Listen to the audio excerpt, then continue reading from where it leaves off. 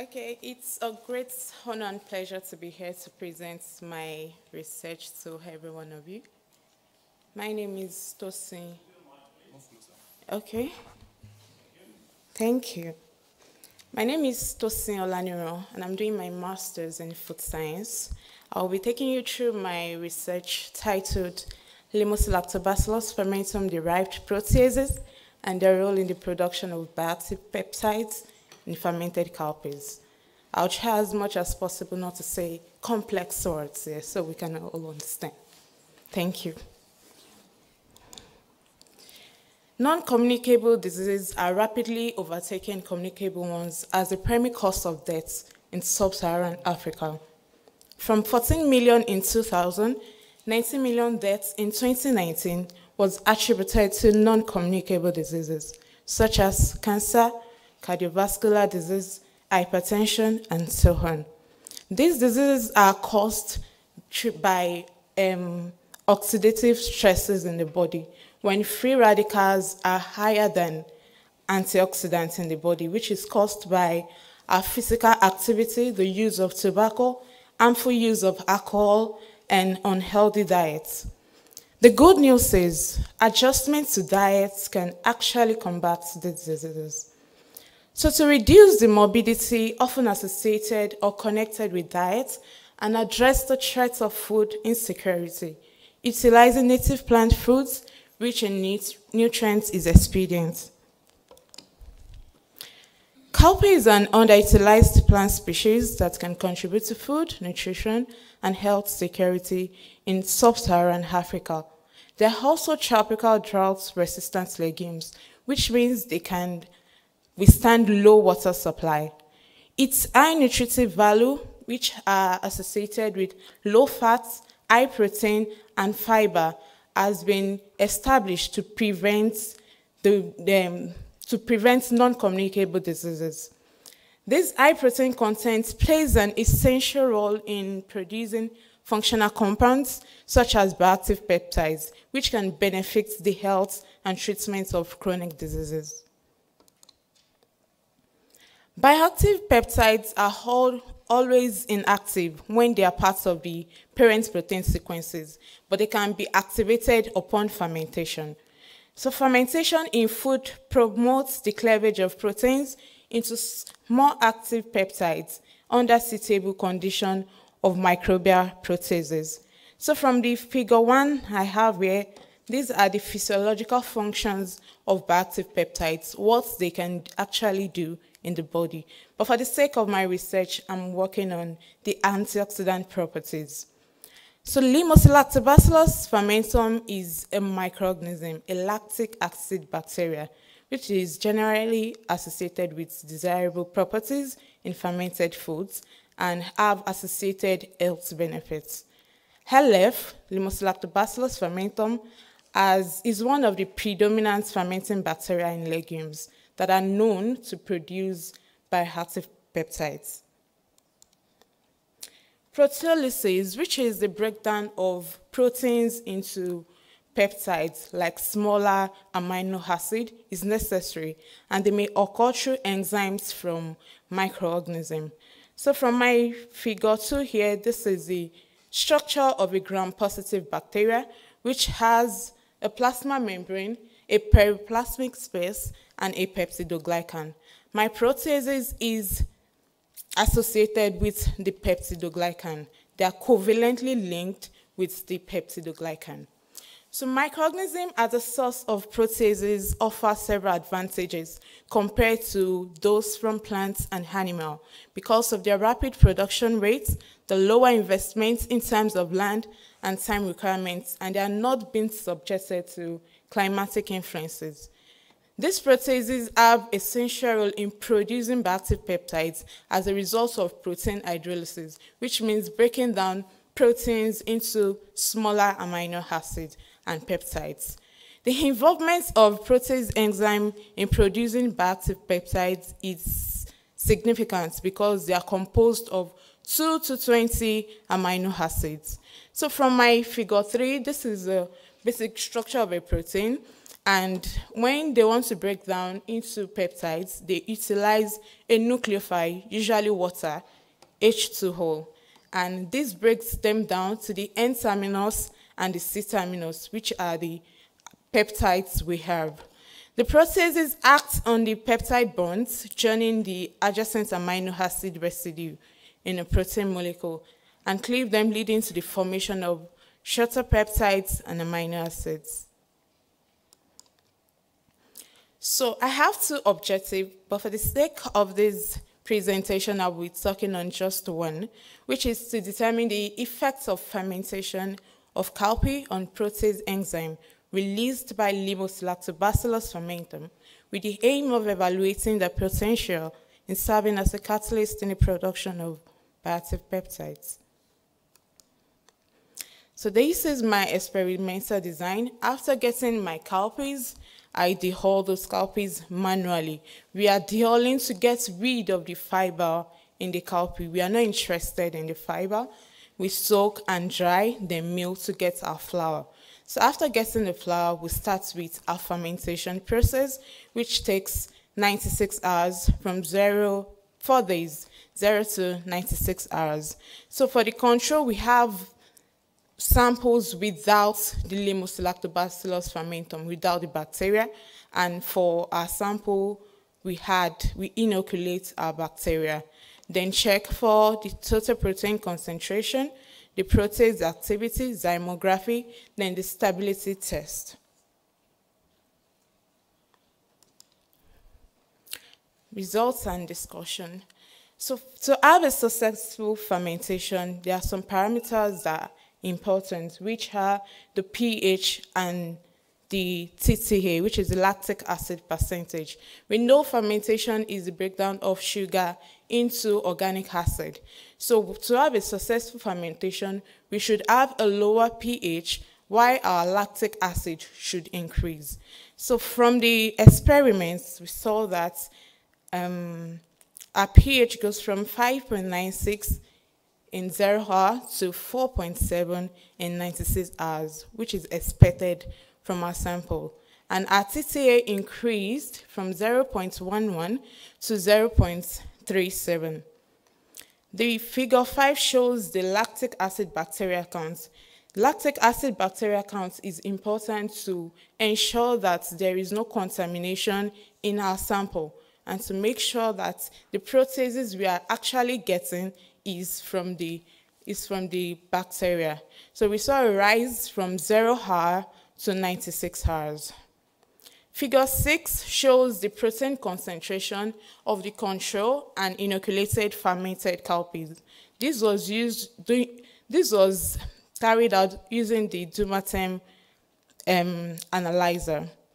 So from the results, we saw that for the control, the result was 24.4, but for the inoculated one, it was 25.2, and it went higher.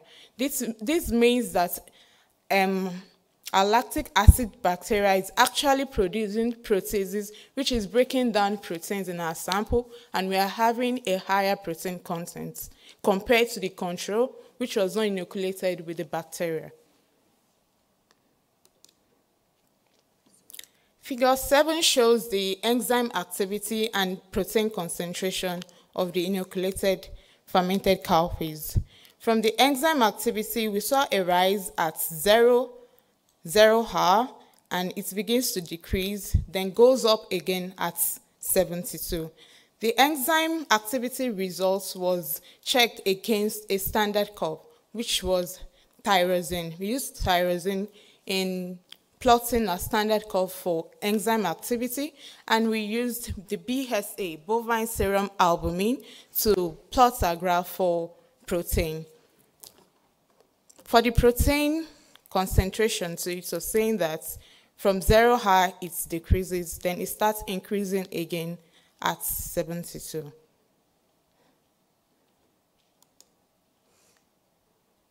Conclusion.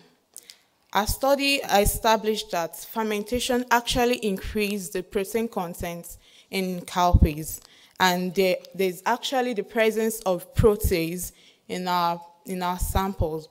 which can be used in food industry for meat standardization, for burying, and to aid digestion. I want to use this opportunity to thank the MasterCard Foundation Scholars Program for sponsoring my research. I'm here because of them. Thank you very much. Thank you for listening.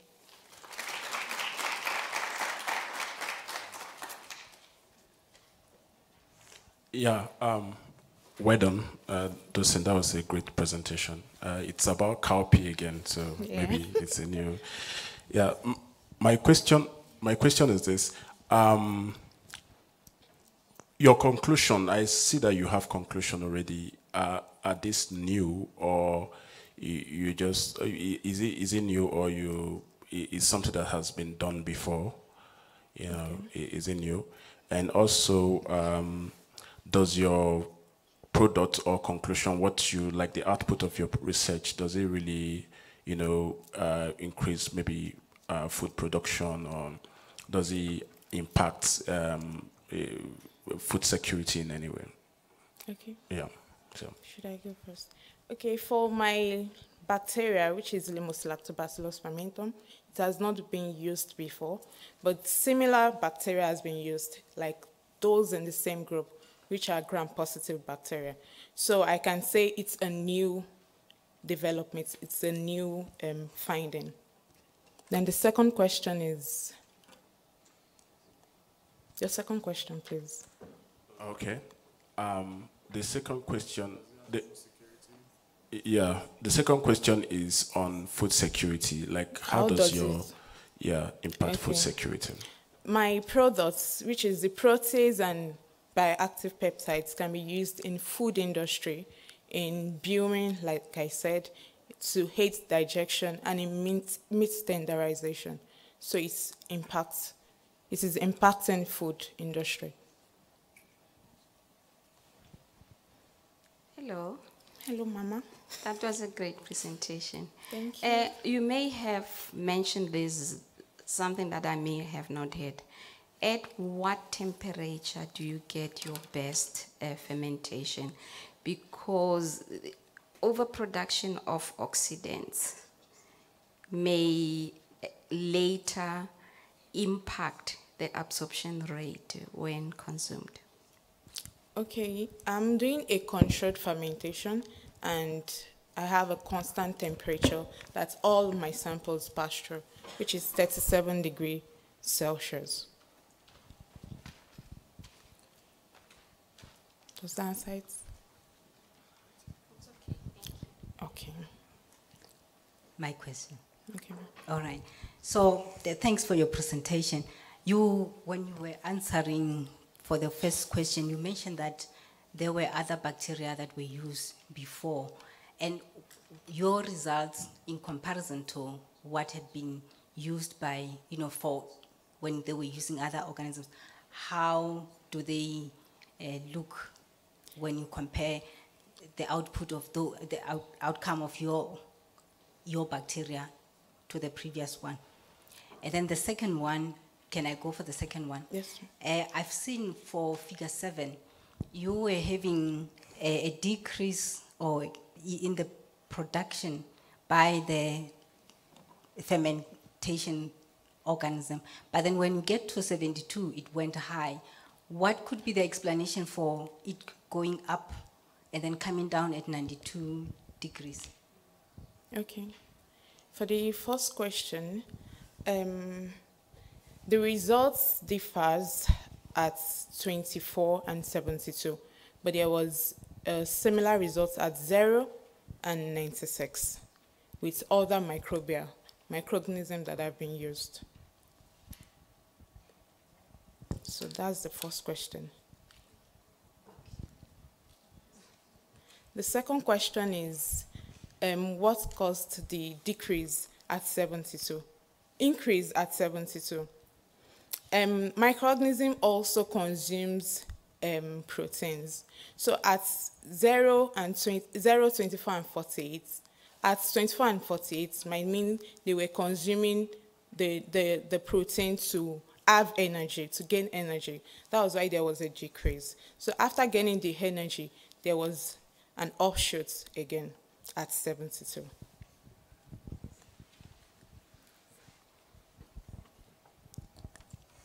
Any other question, please? Thank you for the presentation. You're audible. I just want to talk about the quality of the slides. If you can go back to your to your literature review. Yes, maybe there. So you can see this is like the way you write on your Word document with the references and all that stuff. So it's quite wordy. So you need to kind of use little few words, maybe six words per line is enough. And don't cite like that. So try to keep the words very minimal, and also try to maintain the same order of the words as they appear. Okay. Yeah. Thank you.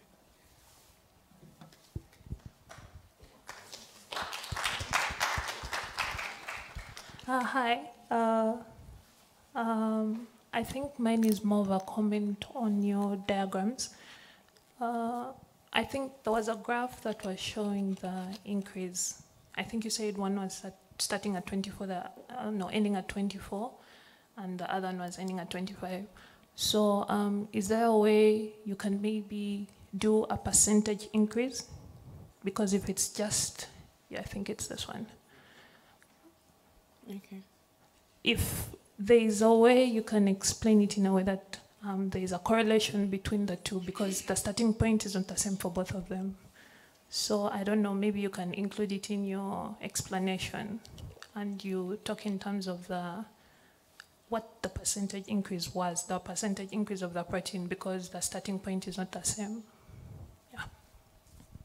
Okay, thank you.